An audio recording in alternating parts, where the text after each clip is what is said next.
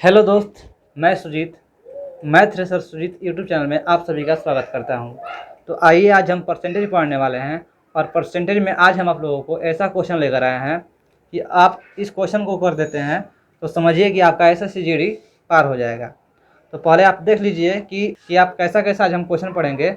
आपके स्क्रीन पर दिया हुआ स्क्रीन पर दिखाई दे रहा होगा। ठीक है दोस्त, तो आज हम इसी क्वेश्चन को हल करेंगे। तो आशा करते हैं कि आप लोग क्वेश्चन देख लिए होंगे। चलिए अब हम क्वेश्चन स्टार्ट करते हैं। Question number 26। क्वेश्चन 26 26 में बोला है कि यदि किसी वस्तु का मूल्य प्रति वर्ष 15% बढ़ जाता है, यदि तीसरे वर्ष और चौथे वर्ष के अंत में उनके मूल्यों का अंतर 193 रुपया 20 पैसा है, तो दूसरे वर्ष के अंत में उसके मूल्यों का 90% का मान ज्ञात करना है। ठीक है दोस्त, देखिए बोला है कोई वस्तु है, मान लीजिए हम वस्तु का दाम अभी 100 रुपये मान लेते हैं। ये बोल रहा है कि प्रति वर्ष 15% बढ़ रहा है, यानी कि अभी 100 है और 1 साल बाद क्या हो जाएगा, तो 1 साल बाद बोलिए सर 15% बढ़ जाएगा, यानी 115 बटा में 100 हो जाएगा। 1 साल बाद 15% बढ़ गया, तो बताइए भाई 2 साल बाद कितना हो जाएगा, तो बोलिए सर इतना का आगुन है फिर 115 बटा 100, तो 2 साल बाद कितना हो जाएगा। 3 साल बाद कितना हो जाएगा, तो बोलिए सर 115 बटा में 100। 4 साल बाद कितना हो जाएगा, तो 115 बटा में 100, यानी 4 साल बाद इस वस्तु का दाम इतना रुपया हो जाएगा। ठीक है दोस्त, तो अगर हम देखो भाई इसको घटाते हैं तो 23 से कटेगा और ये 20 से कटेगा, यानी कि हम अगर इसको हल करेंगे तो x गुने 23 बटा में 20 के पावर 4, ये कितना हो गया, ये वस्तु का दाम जो हो गया 4 साल का हो गया। वस्तु का दाम ये 4 साल में इतना रुपया हो गया। अब फिर बोला है कि वस्तु के दाम में 4 साल और 3 साल के अंतर बोला है 193 रुपया 20 पैसा है, यानी जब हम 3 साल निकालेंगे यानी कि x गुने 23 बटा में 20 का पावर 3, क्योंकि 4 साल के लिए पावर 4 आया तो उसी तरह से तीन साल के लिए होगा। 3 साल के लिए यहाँ से लेकर यहाँ तक हो जाएगा। ठीक है, 3 साल के लिए यहाँ से यहाँ तक हो जाएगा। अब इन दोनों का अंतर जो है बोला है कि 193 रुपया 20 पैसा है, 193 रुपया 20 पैसा है। ठीक है दोस्त, यहाँ तक कोई दिक्कत नहीं। तो अगर हम इसको कॉमन निकालते हैं तो देखिए यहाँ पर 23 बटा में 20 के पावर 4 है और यहाँ 23 के पावर 20 बटा में पावर 3 है, यानी कि हम x को और 23 बटा में 20 के पावर 3 को अगर कॉमन निकालेंगे तो क्या हो जाएगा, तो बोले सर यहाँ पर क्या बचेगा, तो यहाँ पर केवल बचेगा 23 बटा में 20 और यहाँ पर माइनस, और यहाँ पर क्या बचेगा, तो ई जो है तो कॉमन में आएगा तो -1 हो जाएगा। ठीक है भाई, बराबर 193.20। यहाँ तक ठीक है, यहाँ तक आप लोगों को दिक्कत नहीं होना चाहिए। अब देखिए इसको हम ऊपर लेते हैं, तो इसको हम मिटा देते हैं।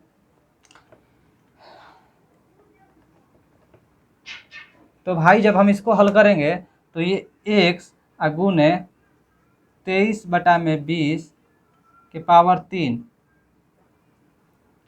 और ये हमारा हो जाएगा, देखिए 23 माइनस 20 को यहाँ से क्या करेंगे, बटा भाई घटाव निकालें तो 23, ये जो 20 होगा यहाँ पर आ जाएगा ना, तो 23 में से 20 घटेगा तो क्या हो जाएगा, तो बोलिएगा सर 23 में से 20 घटेगा 3 बटा 20 हो जाएगा। यहाँ 3 बटा क्या हो जाएगा, तो 20 हो जाएगा। 3 बटा 20 बराबर पूरा कितना है, तो 193.20। ठीक है दोस्त, यहाँ तक आपको दिक्कत नहीं होना चाहिए। अब हम इसके बाद क्या करेंगे, ये जो है इधर इसके साथ गुना में है तो इधर क्या जाएगा, भागा में जाएगा ना, भागा में जाएगा, तो x गुने 23 के पावर 20 के पावर 3। अब देखिए दोस्त ये 193 हो गया और ई जो है इधर गुना में है तो जाके भागा में होगा, यानी कि बटा 3। अब भागा 20 होगा तो भागा जो इधर 20 होगा ये ऊपर जाके चढ़ जाएगा ना, तो यहाँ पर भागा 20 हो जाएगा। ठीक है भाई, 193.20 गुने 20, क्योंकि ये जो 3 बटा 20 है इधर भाग में आकर गुना में चला जाएगा। यहाँ तक भाई आपको दिक्कत है तो आप कमेंट में कर सकते हैं कि सर हमको समझ में नहीं आया। ठीक है, चलिए अब हम क्या करेंगे, तो देखिए हमको पूछा है ना कि 2 वर्ष के अंत में 90%, दूसरे वर्ष के अंत में उसके मूल्य का 90%, तो ये कितने साल का है, तो बोले सर ये तो 3 साल का हो गया, लेकिन हमको 2 साल का 90% निकालना है। तो जैसे ही 2 साल कहा यानी कि हमको यहाँ पर स्क्वायर करना पड़ेगा तभी ना होगा, क्योंकि x गुने 23/20 गुने 23/20 यही ना 2 साल का था, क्योंकि 3 साल के लिए 23/20 3 हल करते, तो हमको 2 साल का निकालना है। तो क्या करेंगे, तो x 23/20, अब यहाँ पर स्क्वायर छोड़ेंगे तो यहाँ पर क्या बच गया, जब हम इसमें से एक स्क्वायर लिए तो यहाँ पर 23/20 एक बच गया ना। अब बताइए, चलिए इसको एक स्टेप बढ़ा देते हैं, 23/20 कर दिए, ठीक है दोस्त। ये स्क्वायर गुने 23/20 तब ना ये दोनों मिला के क्यों हो जाएगा, तो बराबर, देखिए अगर हम चाहेंगे तो यहाँ पर भी दशमलव हटा सकते हैं ताकि आगे जाकर छोटा भी हो जाएगा। यहाँ पर दशमलव हटा तो क्या आ गया, 100 आ गया ना। अब 20 × 5 = 100। तो देखिए ये क्या हो गया, 19320, 19320 अब भागा 15 हो गया, ठीक है भाई, भागा 15 हो गया। अब बताइए 23/20 इधर गुना में है तो हम इसको फिर भागा में इधर करेंगे तो क्या हो जाएगा, भागा में हो जाएगा, यानी कि 23 यहाँ हो जाएगा और 20 क्या हो जाएगा, ऊपर चला जाएगा, ठीक है भाई। चलिए अब हम इसको रफ करते हैं क्योंकि इसको हम उस प्लॉट भेज दिए। अब देखिए अब क्या होगा, 5 × 3 = 15 और 5 × 20, 5 × 3 = 15 और 5 × 20। अब इसको अगर हम गुना करते हैं तो क्या हो जाएगा, गुना करेंगे तो 0 का 0 और 4 दूनी के 8, 4 दूनी के 8, 4 3 12, हाथ में लगा 1 9 4 36 1 37, हाथ में लगा 3 4 3 7, यानी कि 77,280, 77,280 हमारा आया, इससे गुना किए तो। अब भागा में 69, भागा में 69।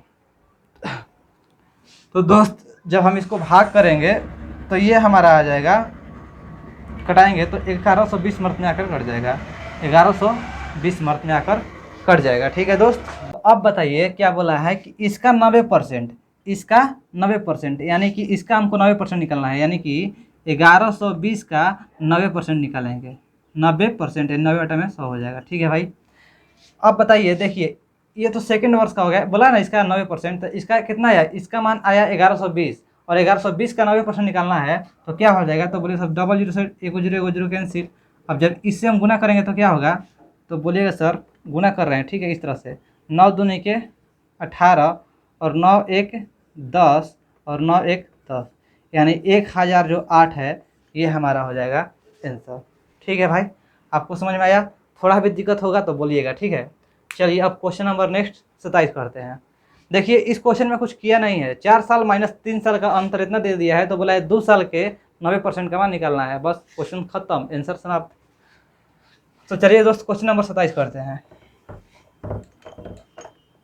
भाई ये क्वेश्चन जो है ना बहुत ही मज़ेदार है और यही सब क्वेश्चन जो है हमारा जीडी में और ग्रुप डी में रैंक दिलाता है, क्योंकि ये सब क्वेश्चन कोई नहीं करता है क्योंकि कैलकुलेशन ज़्यादा रहता है, ठीक है। चलिए क्वेश्चन नंबर 27 करते हैं। 27 में बोला है कि रितु की आय रेणु की आय से 25% कम है, रेणु अपनी आय का 60% खर्च करती है जबकि रितु अपनी आय का 20% बचाती है, यानी कि 80% खर्च करती है। तो रितु का खर्च रेणु के बचत से कितना प्रतिशत अधिक है, ठीक है भाई। देखिए एक लड़की है रितु, एक लड़की है रितु और एक लड़की है रेणु, एक लड़की है रेणु। चलिए हम यहाँ पर आय करते हैं और यहाँ पर खर्च करते हैं, आय खर्च इसके बाद बचत करते हैं, ठीक है। हम ये लिखना जरूरी नहीं है लेकिन लिख देते हैं, थोड़ा सा फिर बाद में नहीं करना पड़ेगा। तो बोला है कि रितु की आय रेणु की आय से 25% कम है, रितु की आय रेणु की आय से 25% कम है। रेणु की आय से अगर रेणु 100 रुपये कमाती है तो रितु जो है 25% कम कमाती है, यानी कि 100 में से 25 यानी कि 75 रुपये कमाती है, ठीक है भाई। रेणु 100 रुपये कमाती है तो रितु की आय 25% कम है, यानी 100 - 25 75 हो जाएगा। फिर बोला है कि रेणु अपनी आय का 60% खर्च करती है, रेणु जो है अपनी आय का 60% खर्च करती है, यानी कि आय 100 रुपये कमाती है, खर्च कितना करती है, 60 रुपये खर्च करती है। 100 का 60% 60 होता है, यानी कि हम इसके सामने लिखेंगे 60 रुपया, यानी रेणु जो है खर्च कितना की, 60 रुपये खर्च की, ठीक है भाई।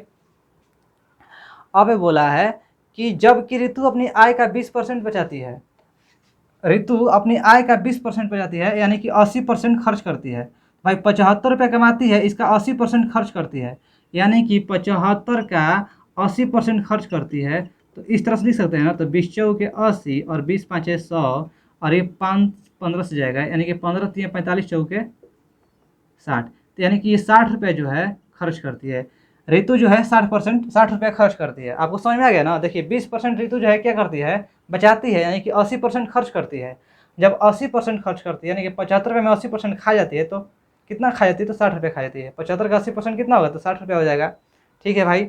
अब बोला है कि ऋतु का खर्च और रेणु के बचत से कितने प्रतिशत अधिक है। ऋतु का खर्च कितना है, 60 रुपया। ऋतु का खर्च 60 रुपया है। ऋतु का खर्च कितना है, 60 रुपया है।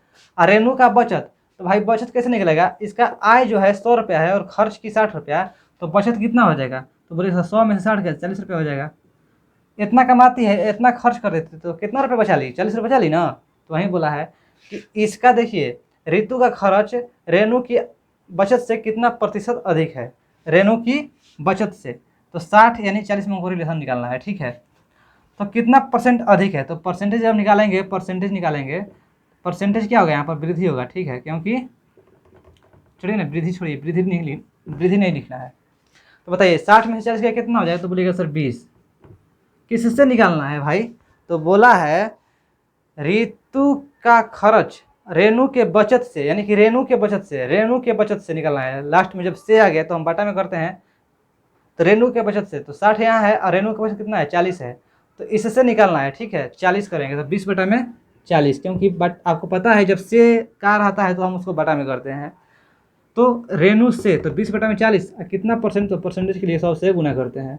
तो 20 दूनी के 40 और 2 से 100 में भाग करेंगे तो कितना हो जाएगा, 50% हमारा आ जाएगा आंसर। 50% आंसर आ जाएगा। तो रेणु के बचत से ऋतु का खर्च कितना अधिक है, तो बोलिएगा सर 50% अधिक है। ठीक है दोस्त, चलिए अब हम क्वेश्चन नंबर नेक्स्ट करते हैं। क्वेश्चन नंबर 28 में बोला है कि ए बी से 20% अधिक है और बी सी से 40% कम है। यदि डी ए से 25% अधिक है तो डी बी और सी के योग से कितने प्रतिशत कम है। तो देखिए भाई बोला है कि डी ए से 25%, सबसे पहले देखिए ए बी से कितना अधिक है, ए बी से 25% अधिक है, ए बी से 20% अधिक है। तो बी का मान अगर हम 100 लेते हैं तो ए का मान कितना हो जाएगा, तो बोले सर 120 हो जाएगा ना। बी जो है, बी का मान 100 हम लिए, तो ए जो है बी से 20% अधिक है, यानी कि बी का मान 100 तो ए का मान 120 हो जाएगा। यहाँ से देखिए, चलिए बाद में घटाएंगे। ठीक है, अब देखिए बोला है कि बी रेशियो सी, अब बोला है कि बी सी से 40% कम है, बी सी से 40% कम है, यानी कि सी का मान 100 तो बी का मान कितना हो जाएगा, तो बोलिए सर 60 हो जाएगा, क्योंकि 40% कम है। ठीक है, अब फिर बोला है कि डी जो है ए से कितना कम अधिक है, तो डी जो है ए से 25% अधिक है, यानी कि ए का मान अगर 100 है तो डी का मान 125 है। ठीक है भाई, यहाँ तक आपको समझ में आ गया। देखिए हम इसको रेशियो में कर देते हैं ताकि आसान हो जाए। रेशियो बहुत सारा मेथड होता है रेशियो का हल करने का, और हम वो मेथड लेकर आए हैं जो बहुत ही आसान होगा, जो हम पड़ोसी मेथड से हल कर रहे हैं। इतना सारा आ गया तो देखिए, अब देखिए 0 से 0 कैंसिल, 2 छक्का 12 और 2 5 10, यानी ए रेशियो बी का मान आ गया 6:5। बी रेशियो सी, 0 से 0 कैंसिल, 2 3 6 और 2 5 10। बी रेशियो सी का मान आ गया 3:5। अब देखिए ये 25 चौके 100 और 25 5 125, यानी डी रेशियो का मान आ गया 5:4। चलिए भाई देखिए डी रेशियो ए, डी डी का मान 5 और ए का मान 4। बी ए रेशियो बी, अब देखिए ए रेशियो बी आ गया ना, तो ए का मान अब हम यहाँ नीचे लिखेंगे 6, ए का मान नीचे लिखेंगे 6 और बी का मान 5। अब ए बी हो गया, अब फिर बी सी आ गया, अब बी सी, तो बी हो गया, अब यहाँ पर सी लिखेंगे, तो बी सी का मान कितना आ गया, तो बोलिए सर 3 और 5। इतना तक भाई सरिया लिए। अगर आप इसको सरिया लेते हैं तब तो आपका आंसर जो होगा खटाक से की आंसर आएगा। देखिए क्या किए हैं हम, सबसे पहले डी रेशियो ए लिए, तो डी रेशियो ए का मान 5:4। अब इसको इस लाइन में छोड़ देंगे। ठीक है, अब देखिए ए रेशियो बी का मान 6 5, ए की जगह पर 6 और बी की जगह पर 5। अब बी और सी की जगह पर, बी की जगह पर 3 और सी की जगह पर 5। ठीक है भाई, यहाँ तक दिक्कत नहीं होना चाहिए। अब देखिए सबसे इस मेथड का अगर हम हल करेंगे तो पड़ोसी मेथड, यहाँ से हम निकालते हैं क्या निकलेगा, तो D ratio A ratio B ratio C निकलेगा। और इस मेथड को जो हम हल करेंगे अभी उसको पड़ोसी मेथड कहते हैं। देखिए पड़ोसी का कहने का मतलब अगर ये 4 है तो 4 के पड़ोसी में 4 भरा जाएगा, फिर अभी 4 के पड़ोसी में 4 भरा गया, ठीक है भाई। अब देखिए 6 यहाँ है तो 6 के पड़ोसी यहाँ खाली है तो 6 यहाँ भराएगा, 5 यहाँ है तो 5 के पड़ोसी यहाँ भरा जाएगा 5। उसी तरह से यहाँ 3 का पड़ोसी 3 हो जाएगा और यहाँ 3 का पड़ोसी 3 हो जाएगा। तो इस तरह से हमारा डी ए बी सी का मान भरा गया, जहाँ जहाँ खाली था वहाँ हम भर दिए, ठीक है। अब देखिए अब क्या करेंगे, सीधे गुना कर देंगे, सबका गुना करेंगे और जो हमारा आंसर आएगा ना वो D ratio A ratio B ratio C आ जाएगा। तो 5 6 का 30, 30 यहीं 90, डी का मान आ गया 90, 90। 6 चौ के 24, 24 3 72, 72। 5 3 15, 15 चौके 60, 5 5 25, 25 चौके 100, 100।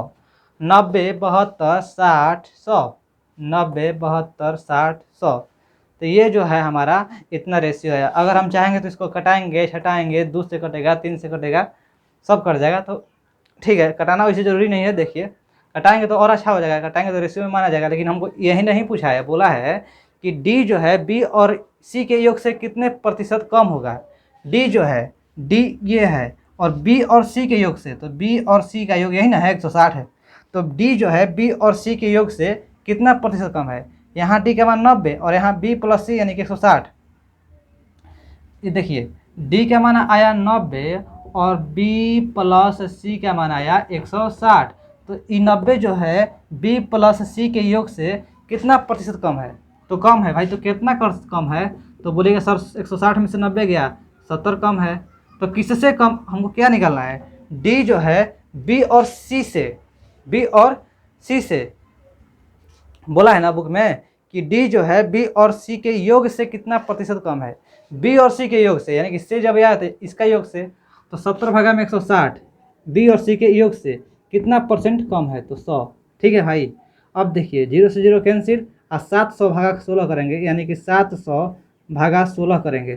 तो जो 700 भागा 16 करेंगे अगर हम, तो क्या आएगा, तो 16 5 80, 16 दूनी 32, 16 दूनी के 32, 16 चौके 64, 64 6 उतरेगा 43, 16 चौके 48, 43 पॉइंट, यानी कि 43 पॉइंट कितना आ गया 75 हमारा आंसर आ जाएगा। भाग दीजिएगा तो आ जाएगा इतना आंसर, तो 43.75 हमारा आ जाएगा आंसर, ठीक है दोस्त। तो यही हमारा हो गया आंसर। आशा करते हैं कि आपको समझ में आ गया होगा। देखिए भाई यही जो लेवल है ना हमारा, वास्तविक में पूछो तो जीडी का रैंक यहीं उठाता है, ठीक है। तो इस तरह का क्वेश्चन आप लोग बहुत ही सावधानीपूर्वक से हल करिएगा। अगर आता है तो ठीक है, नहीं आता है तो सफा छोड़ दीजिएगा, ठीक है दोस्त। तो आइए दोस्त अब हम क्वेश्चन नंबर 29 करते हैं, जो इस बुक का लास्ट क्वेश्चन है। एक परिवार में प्रति माह 20 केजी चावल की खपत होती है। चावल के मूल्य में 35% की वृद्धि होने पर परिवार में चावल की खपत से इतनी कमी की जाती है कि चावल पर होने वाले खर्च में केवल 8% की वृद्धि होती है। तो चावल के मूल्य में वृद्धि होने के कारण प्रति माह चावल की नई खपत कितनी है। पहले आप लोग क्वेश्चन समझिए।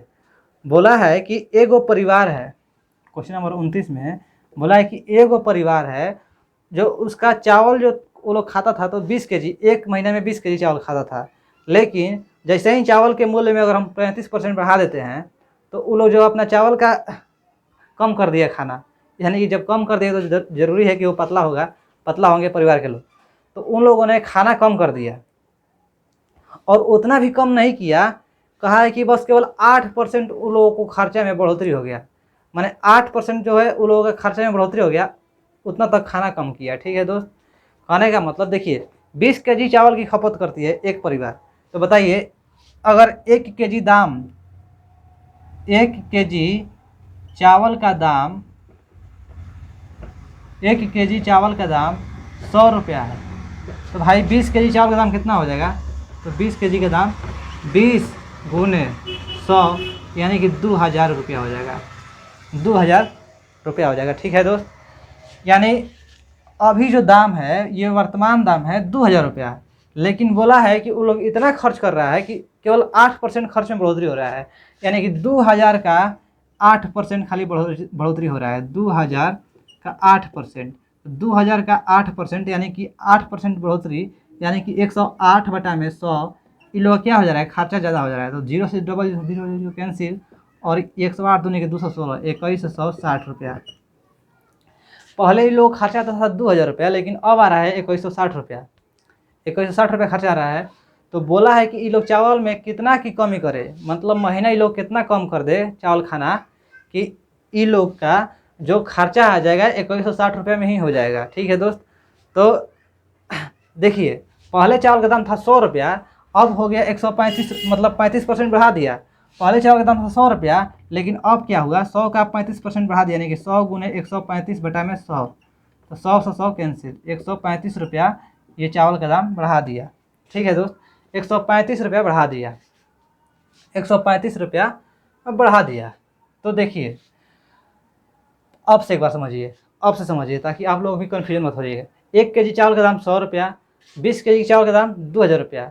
लोग इतना खर्चा करना, पहले होता था इतना खर्चा, लेकिन जैसे ही ये लोग अब कहा ना कि 8% ये लोग खर्चा बढ़ गया, ये लोग खाली चावल में 8% बढ़ाया, लेकिन चावल का जो मतलब जितना चावल केजी खरीदता था वो कितना चावल कम करेगा, और ये लोगों का खर्चा जो है 8% केवल बढ़ जाएगा। यानी कि 2160 रुपये लोगों का खर्चा करना है, 2160 रुपये ही खर्चा करना है, और चावल जो है, चावल का वजन कम कर देना है, चावल कम खाना है। ठीक है। तो देखिए, पहले चावल 100 रुपये का मिला था, अब 135 रुपये का मिल रहा है। पहले चावल 100 रुपये का मिलता था, अब 135 रुपये का मिल रहा है।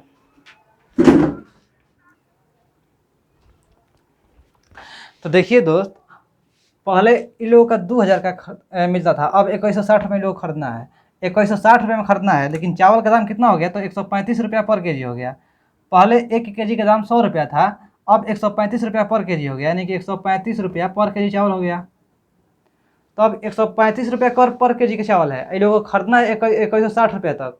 2160 रुपये से बेसी लोग नहीं पैसा देगा। ठीक है।